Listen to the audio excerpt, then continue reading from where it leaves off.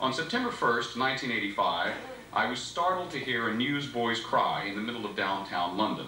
Startled, firstly, because that sort of street corner hawking of news is a bit old-fashioned nowadays, and secondly, because the news being shouted by the young boy holding up the front page of the London Times was, "Titanic found." There on the front page was a grainy picture, to the untrained eye not dissimilar to images that had been sold to us as proof positive of the existence of the Loch Ness Monster. However, to a maritime buff, it was unmistakably the bow of the most famous ship and shipwreck in the world, the RMS Titanic. This is what the Titanic looks like today. This is not a photo, it's actually a painting by a man by the name of Ken Marshall.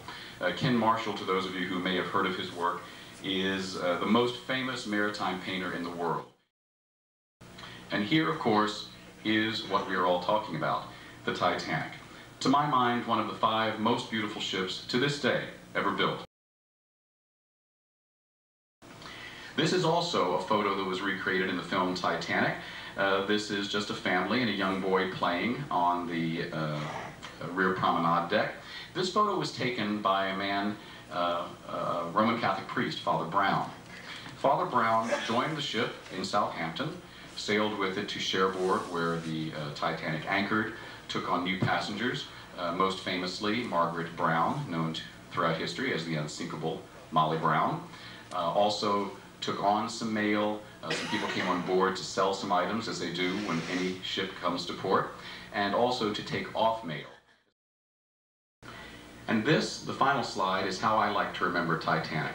This is, of course, I think the finest painting by Ken Marshall of Titanic, one of the most beautiful liners ever built.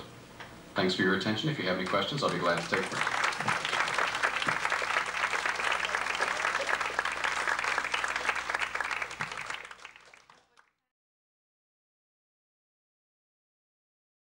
The fact is, all of this, again, was more PR than reality.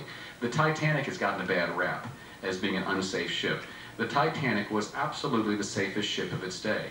What happened to it that night was an extraordinary collection of circumstances. Walter Lord, in his book A Night to Remember, calls it the what-ifs. What if there had been a moon? What if the water had been just a little bit rough? What if they had had binoculars in the crow's nest? What if, what if, what if, what if? If any one thing had changed just a little, if they had actually hit the iceberg a full blow instead of grazing it, it would have been a quite different story. That to me is why this stays a fascination with me.